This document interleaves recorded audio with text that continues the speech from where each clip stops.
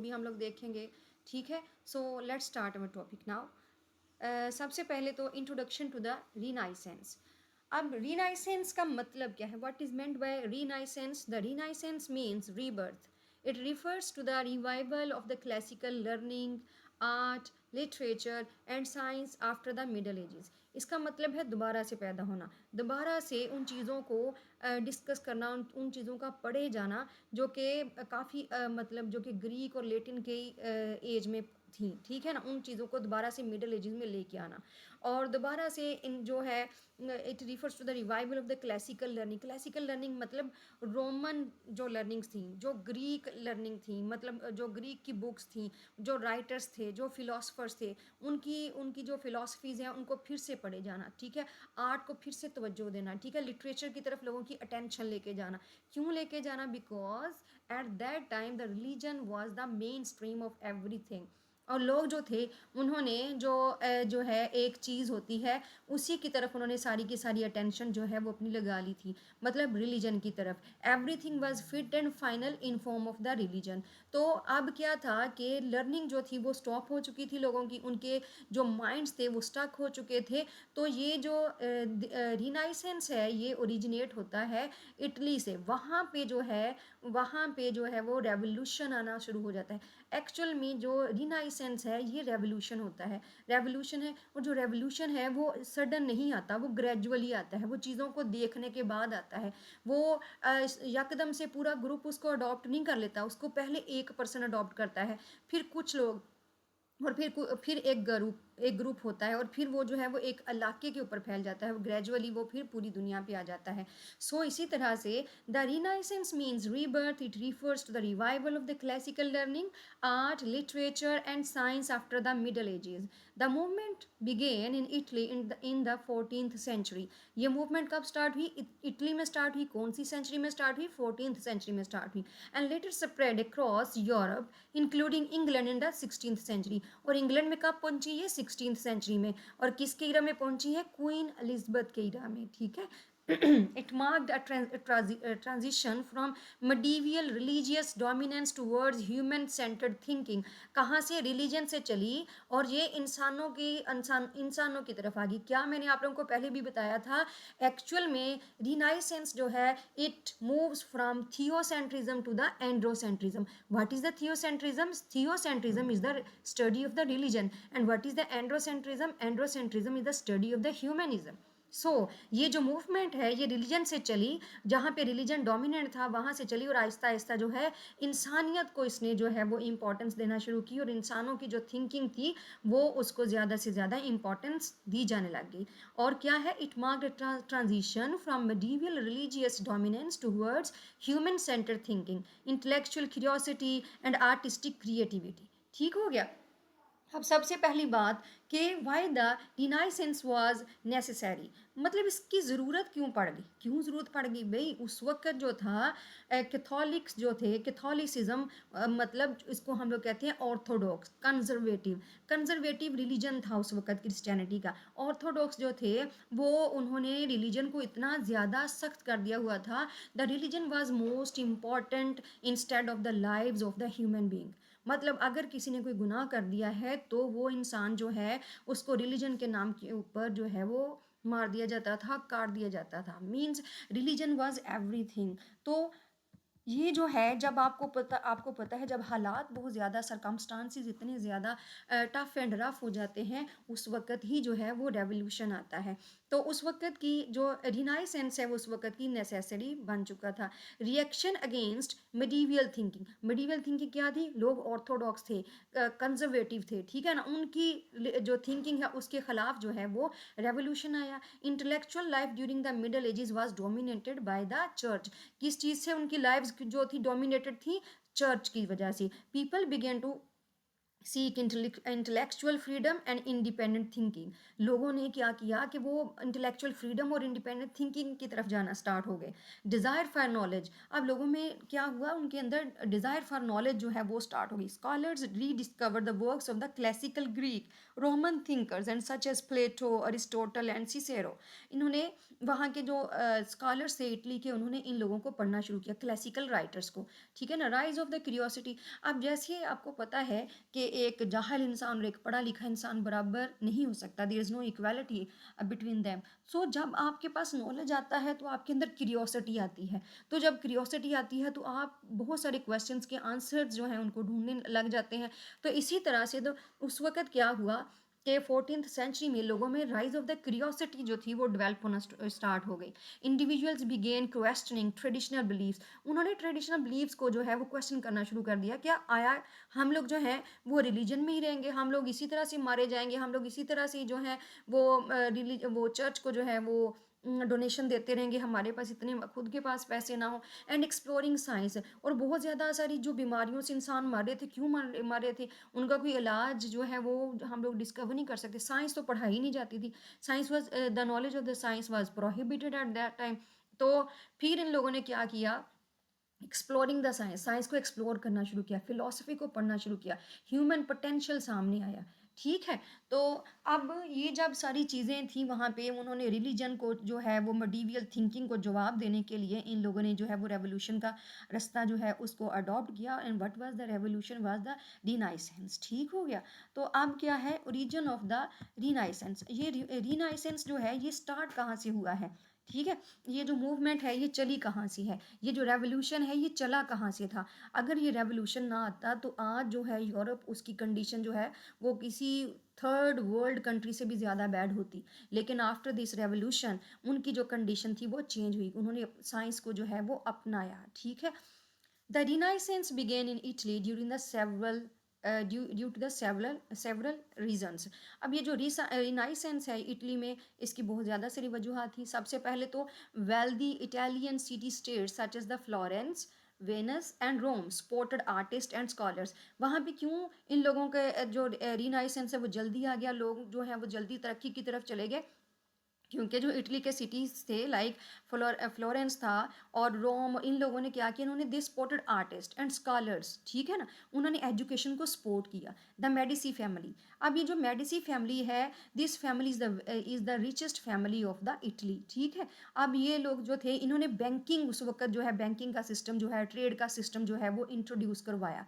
ठीक है, तो इन्होंने इंटेलेक्चुअलिज्म को बड़ा सपोर्ट किया, इस वजह से भी वहाँ पे जो है वो रेवोल्यूशन आया, अच्छी बातें जल्दी आ गई। After the fall of the Constantinople in 1453, अब ये देखिए कुस्तुनतुनिया, कॉन्स्टेंटिनिपुल जो है ये 1453 में जब जो है टर्की जो है उस्मान जो आप हम लोग जो है अर्तुगरुल गाजी का अगर हम लोग ड्रामा देखते हैं तो उसमें जो उस्मान उसका बेटा है, उसने जो है कुस्तुनतुनिया को फतह कर लिया था। ठीक है, कॉन्स्टेंटिनिपुल जो है वो उसने उसको इन्वेड किया और उसने उसको विन कर लिया। ठीक है, तो ये जो है क्रिश्चियन इनके हाथों से ये चला गया। फिर क्या होता है, वहाँ से जो Greek scholars brought classical manuscripts to the Italy, तो वहाँ के लोग जो हैं वो भी इटली में आ जाते हैं, वहाँ के जो ग्रीक स्कॉलर्स थे तो वो अपने साथ बहुत ज़्यादा सारी जो हैं वो बुक्स लेके आते हैं। और the invention of the printing press, सबसे बड़ी बात रीनाइसेंस की है कि जॉनेस गुटनबर्ग जो था उसने उस वक्त जो है प्रिंटिंग प्रेस जो है वो इंट्रोड्यूस करवाया, वो इन्वेंट करवाया। पहले देखें, पहले हाथों से किताबें लिखी जाती थी, फिर जब ये प्रिंटिंग प्रेस आया तो बुक्स जो हैं वो मार्केट में अवेलेबल होने लगी, मतलब चाहे थोड़ी थोड़ी फॉर्म में होने लगी, लोगों को जो है वो बुक्स मिलने लगी, लोग जो हैं वो उन्होंने स्टडी जो है वो स्टार्ट कर दी। ठीक हो गया। अब देखिए बच्चों, ये तो हो गया ओरिजिन। ओरिजिन कहाँ से है इसका, इसका ओरिजिन इटली से है, फ्लोरेंस इसका सिटी है इटली का, वहाँ से इसका जो है वो ओरिजिन होता है रिनाइसेंस का। अब इसके पीछे जो इम्पोर्टेंट राइटर्स हैं इटली के और इसके अलावा इंग्लैंड के, वो कौन कौन से राइटर्स हैं जो कि रिनाइसेंस के पीछे हैं। सबसे इम्पॉर्टेंट राइटर जो है वो है पेट्रार्क। अब ये पेट्रार्क जो है ये 1304 से लेके 1374 तक इसका लाइफ स्पैन है।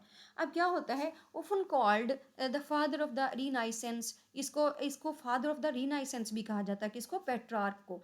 ये इसने ह्यूमनिज्म इंट्रोड्यूस करवाया। ठीक है, अब इसके जो मेजर वर्क्स हैं उसमें इसने जो है Canzoniere and letters to the ancient dead. अब इसके दो काम थे, मतलब इसकी दो बुक्स थी जिसमें इसने जो है वो रिनाइसेंस का जिक्र किया है। उसके बाद contributed to the increased revival of the classical Greek and the Roman learning and emphasized human potential and individuality.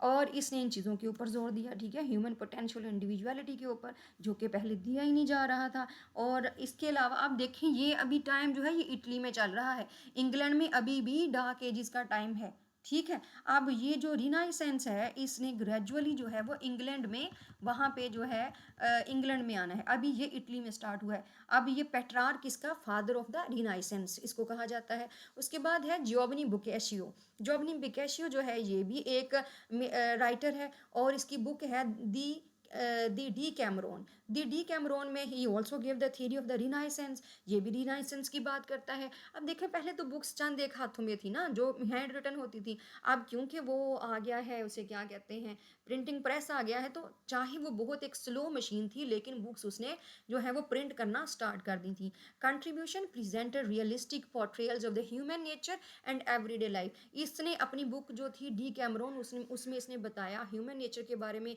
इंसानों की रोज़ाना की जो लाइफ थी उसके बारे में, reflecting the secular spirit of the renaissance. इसने कहा कि मज़हब जो है ना इसको इतनी परमिशन ना दी जाए, the religion should not be given permission to enter into the lives of the people, ठीक है ना, to enter into the life in the daily lives of the people, ठीक है ना।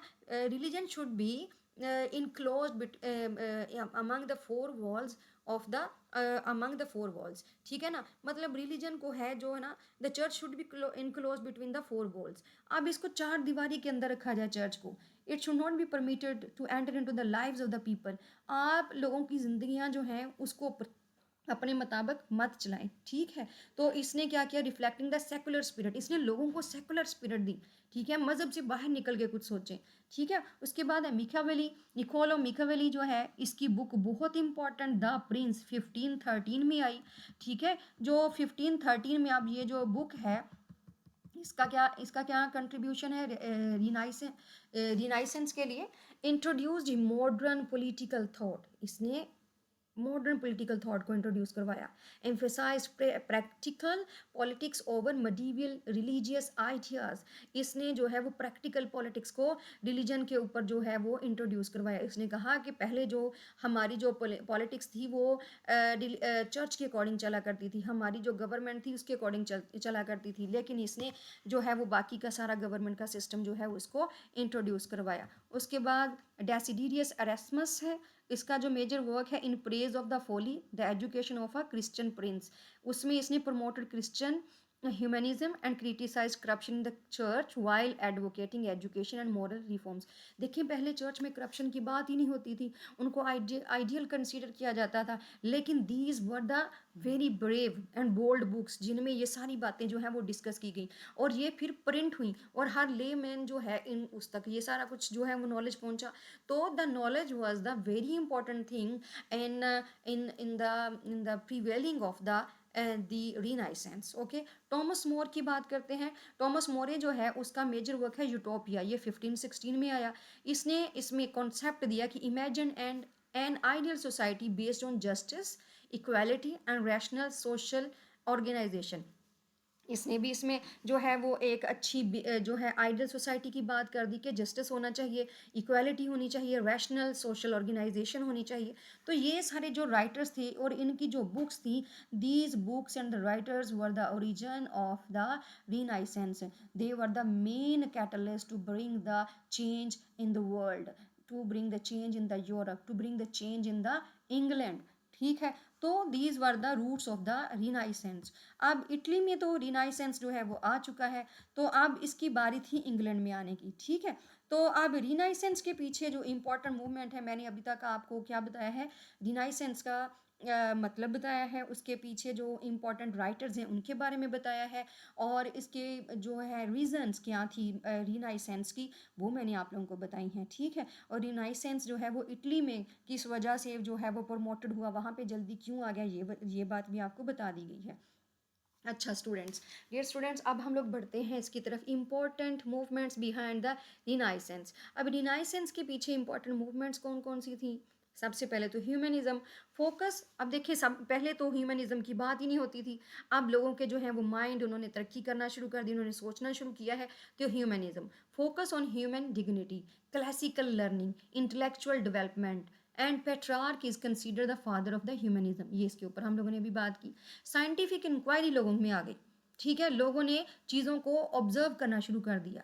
Renaissance thinkers increased observation and experimentation. ठीक है, पहले experiments नहीं होते थे, ना ही परमिशन होती थी, लेकिन इसके बाद जो है वो इसकी परमिशन दे दी गई, मतलब लोगों ने इसके ऊपर जो है वो सोचना शुरू कर दिया। Scientist like Copernicus and Galileo challenge traditional ideas about the universe. अभी आप देखें, कोपरनिकस एंड गैलीलियो, ये दो लोग ऐसे हैं। गैलीलियो इन्वेंटेड टेलीस्कोप, ठीक है ना। जब इसने टेलीस्कोप इन्वेंट की तो इसने कहा कि जो ज़मीन है ये, the earth revolves around the sun, ठीक है ना। तो इनके तो चर्च में, मतलब इनके रिलीजन में ये कहा जाता था कि the sun revolves around the earth, क्योंकि क्योंकि ज़मीन तो बड़ी एक मुकद्दस चीज़ है, तो सूरज उसके गिर्द चक्कर लगाता है। लेकिन after inventing the telescope and Galileo invented the gave the new theory. अब जब गैलीलियो ने न्यू थ्योरी दे दी तो ये क्या था? It challenged the traditional ideas about the universe. जो इतनी सदियों से जो आइडियाज़, ट्रेडिशनल आइडियाज़ बने हुए थे, उनको एक चैलेंज दे दिया गया, ठीक हो गया। तो एक जो न्यू साइंटिफिक इंक्वायरी सामने आई, ठीक है। आर्टिस्टिक रेवोल्यूशन, आर्टिस्टिक रेवोल्यूशन क्या है? पहले जो थे लोग, जो आर्टिस्ट लोग थे, उनको अच्छा नहीं समझा जाता था, ठीक है। ड्रामाज, ये जो राइटिंग्स हैं, इनको लोग जो हैं वहाँ के जो मिडीवियल पीरियड था, वहाँ पे ये चीज़ें जो थी वो अच्छी नहीं समझी जाती थी।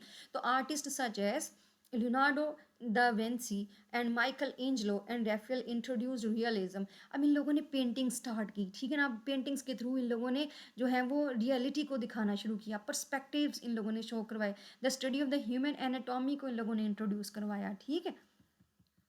उसके बाद हम लोग आते हैं मेजर करेक्टरिस्टिक्स ऑफ रीनाइसेंस पीरियड, ठीक है। अब रीनाइसेंस के मेजर जो हैं करेक्टरिस्टिक्स वो क्या क्या है?